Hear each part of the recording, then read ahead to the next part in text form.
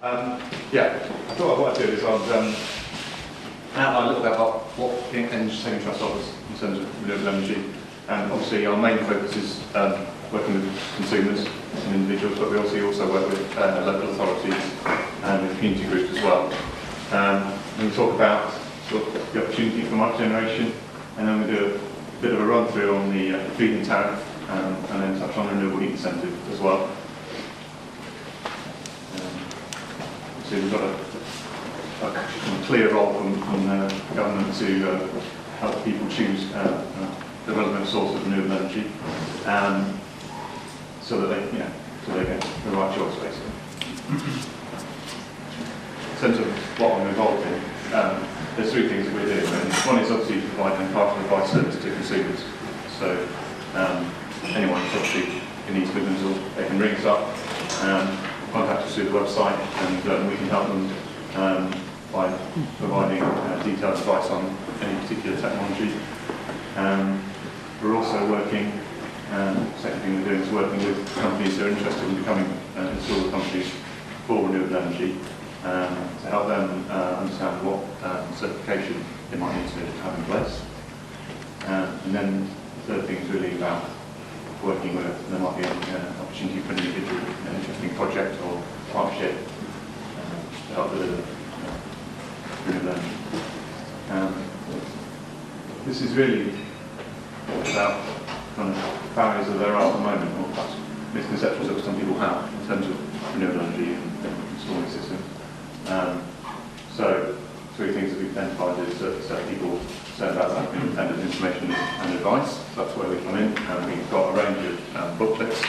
You had a little summary book in your pack, which summarises the heating technology, but we have more detailed information available. And we're building up much more information on the website, and that'll be more available in the future. Obviously, concerns about cost. People aren't necessarily always sure about the technologies as well. So here we're obviously trying to tackle all these things by helping to reduce the supply chain as well as financial support. So these are the things which obviously help to do that. So you've got the advice network, website. We find myself doing a coordinated for each region.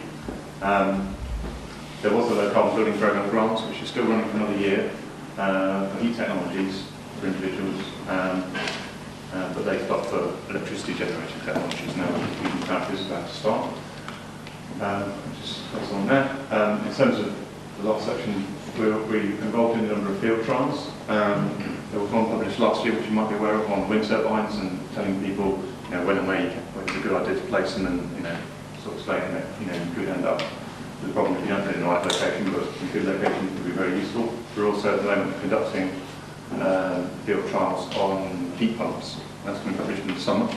That's a study of lots of different installations all across the country, so we'll then have a very definitive, independent thought on technologies, rather than just having to rely mostly on the occasional study of its manufacturer's data, which actually is the case at the moment.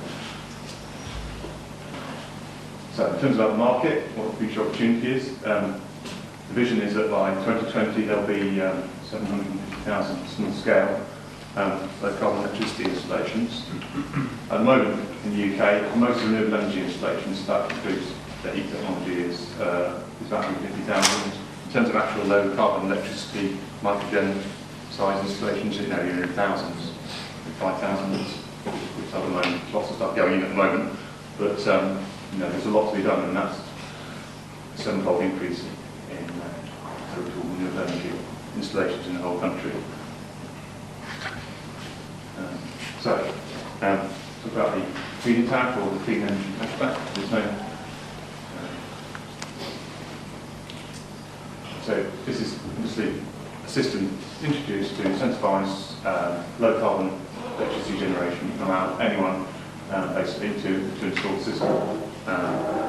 It's going to start on the 1st of April. It applies to from any scale, from the smallest wind turbine, a few solar panels on a roof, up to 5 megawatts worth of capacity of renewable energy installations. So that could be several very large wind turbines. So there's a huge range of scales of technology included within the scheme. So here's you see some of the things that you could use. We've wind turbines, solar photovoltaic panels, hydro schemes. Micro CHP is also included. There's a sort of trial amount of micro CHP that will be included in the feed-in tariff, also aerobic digestion. This is the basics of essentially how it works with using a solar system as an example. You obviously generate the electricity from your panel on the roof or the wind turbine. You obviously export to the grid and import. That's to balance up what your need in that particular property is.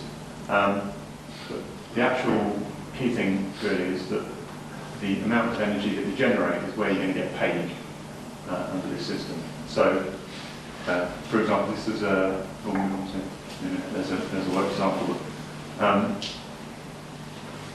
The system is going to be administered by Ofgem. You will get payments back quarterly. If you are a current generator of electricity, you will know that it's very difficult to get your money out of the energy companies at the moment. They spend a long time hanging on to it. So hopefully this new system will make sure they pay you nice and promptly. It'll be tax-free for domestic customers. This is perhaps one of the key points. The system that we have in place is called a Multi-Generation Certification Scheme, this is an installer and product accreditation scheme. So if you want to be an installation company who will be able to obtain the feed-in tariff for your customers, you have to have this certification in place. It has office standards, quality standards that you have to maintain. You also have to install a product on a certified list, and that's growing. A number of companies on that list in terms of installers, and a number of products is growing on a sort of weekly basis almost. In terms of where you get capital from for these installations, obviously we've heard that obviously not everyone is going to be able to, or a lot of people aren't going to be able to finance this themselves just from their own pocket. So at the moment there's just some examples of things that might be able to fund an installation. There's an example here of Kirklees where they had some money for their own, in North Yorkshire, they had money for their own council estate buildings, but also they have to have a pot of what was, I think, interest-free loans, but I think they have been converted into sort of low-interest loans. Some companies are starting to offer finance packages to go with installations. One of the ones that I've seen a number of companies now starting to offer is where they offer essentially to lease your roof, or it could be an individual building, it could be a community building. So you would essentially, if they would install panels on your roof, you would sign over the feed-in tariff benefits to them. If you use any of the energy in your property, that's when you get the benefit yourself. So it's not going to provide someone with such a great benefit as it would be if they own the system themselves, but they're still going to be saving potentially, could be on a domestic house, could be still be a couple £100 a year saving on their bill. So something more people might want to look at. I guess there might be halfway house solutions where you pay half, you get half the benefit.